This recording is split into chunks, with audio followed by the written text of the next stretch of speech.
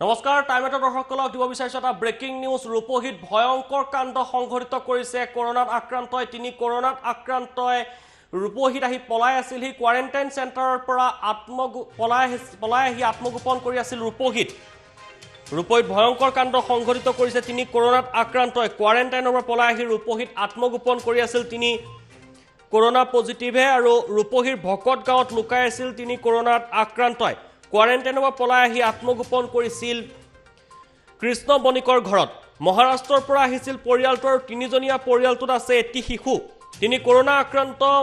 মিন্টু সাহা যমুনা সাহা আৰু সিদ্ধাৰ্থ সাহা বুলি জানিব পৰা গৈছে কঠিয়াতলিৰ হোম কোৱাৰেণ্টাইনত আছিল পৰিয়ালটো আৰু কোৱাৰেণ্টাইনত থকা লোকসকল ৰূপহীত আহি পোৱাতে এতিয়া চাঞ্চল্যৰ সৃষ্টি হৈছে বিভিন্ন দোকান পোহাৰলৈ অহা যোৱা কৰিছিল কৰোনা পজিটিভে আৰু এই ঘটনাত আতংকিত হৈ পৰিছে এতিয়া ৰূপহীবাসী এটা গুৰুত্বপূৰ্ণ খবৰ জনাই আছো পুনৰ নিয়ম উলংঘন কৰিছে কোৱাৰেণ্টাইনত থকা লোকে এবাৰ ঘটনা সংঘটিত হৈছে ৰূপহীত এতিয়া আতংকৰ সৃষ্টি কৰিছে তিনি কৰোনাত আক্ৰান্তই কোৱাৰেণ্টাইনৰ পৰা পলাই আহি ৰূপহীত আত্মগোপন কৰি আছিল তিনিগৰাকীকৈ কৰোনা পজিটিভ ওলোৱা লোকে ৰূপহীৰ ভকত গাঁৱত লুকাই আছিল তিনি কৰোনা পজিটিভে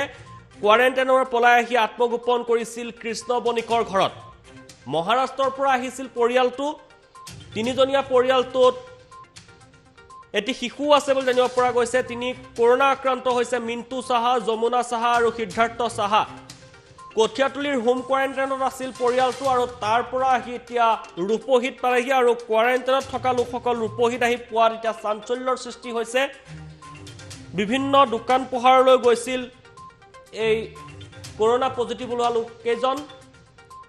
আৰু এই ঘটনাই এতিয়া আতংকিত কৰি তুলিছে ৰূপহীবাসীক একাংশ লোকে এতিয়া ৰাজ্যত কোৱাৰেণ্টাইনৰ নিয়ম উলংঘন কৰা পৰিলক্ষিত হৈছে মহাৰাষ্ট্ৰৰ পৰা অহা এই পৰিয়ালটো কোৱাৰেণ্টাইনত আছিল যদিও তেওঁলোকে পলাই আহি ৰূপহীত এঘৰ লোকৰ ঘৰত আছিল আৰু তেওঁলোকে বিভিন্ন দোকান পোহাৰলৈ গৈছিল এই সময়ছোৱাত আৰু ইতিমধ্যে কৰোনা পজিটিভ ধৰা পৰিছে আৰু এই লোক তিনিজন কৰোনা পজিটিভ ওলোৱাৰ পিছতে এতিয়া আতংকিত হৈ পৰিছে ৰূপহীবাসী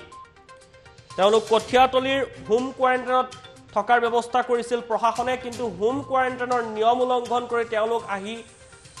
ৰূপহীত আছিল ৰূপহীৰ এটা পৰিয়ালৰ ঘৰত আছিল লোককেইজন কৃষ্ণ বণিক নামৰ ব্যক্তিগৰাকীৰ ঘৰত আত্মগোপন কৰি আছিল বুলি জানিব পৰা গৈছে আৰু ইতিমধ্যে কৰোনা পজিটিভ ধৰা পৰিছে এই তিনিওগৰাকীৰ আৰু তিনিজনীয়া পৰিয়ালটো ইতিমধ্যে প্ৰশাসনে চিকিৎসালয়লৈ নিয়াৰ ব্যৱস্থা কৰিছে কিন্তু এই ঘটনাক লৈ এতিয়া ৰূপহীবাসী আতংকিত হৈ পৰাও পৰিলক্ষিত হৈছে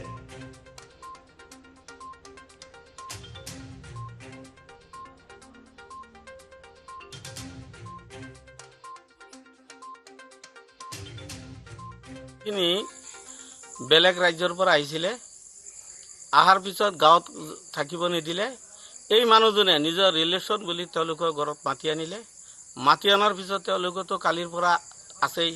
গোটেই ৰাতি গোটেই দিনটো আছিলে থকাৰ পিছত তেওঁলোকেতো গোটেই ঘৰত অহা যোৱা বা ইত্যাদিৰ লগত যোগাযোগ কৰিছে তাৰ পিছত যিজন ব্যক্তিয়ে কৃষ্ণ বোলা মানুহজনে যে ৰূপহীৰ দোকান দিছে দোকানত গোটেই দিনটো তেওঁ মানুহৰ লগত মিলামিছা কৰিছে তেতিয়া আমি ৰূপহীৰ ৰাইজ আতংকিত হৈ আছো কাৰ কি হয় কোনো ক'ব নোৱাৰে তেওঁলোক বজাৰত গৈছিল নেকি বজাৰত সেই মানুহখিনি যোৱা নাই কিন্তু যাৰ ঘৰত আহিছে সিটো বজাৰত গোটেই দিনটো আছিলে তাৰ দোকান খুলি বহি আছিলে তেতিয়া মই ভাবোঁ যে এটা উচিত তদন্তৰ দ্বাৰা যিসকল মানুহৰ লগত সংক্ৰমণ হৈছে বা যোগাযোগ হৈছে তেওঁলোকক কোৱাৰেণ্টাইনত নি পেলাই পৰীক্ষা কৰা হওক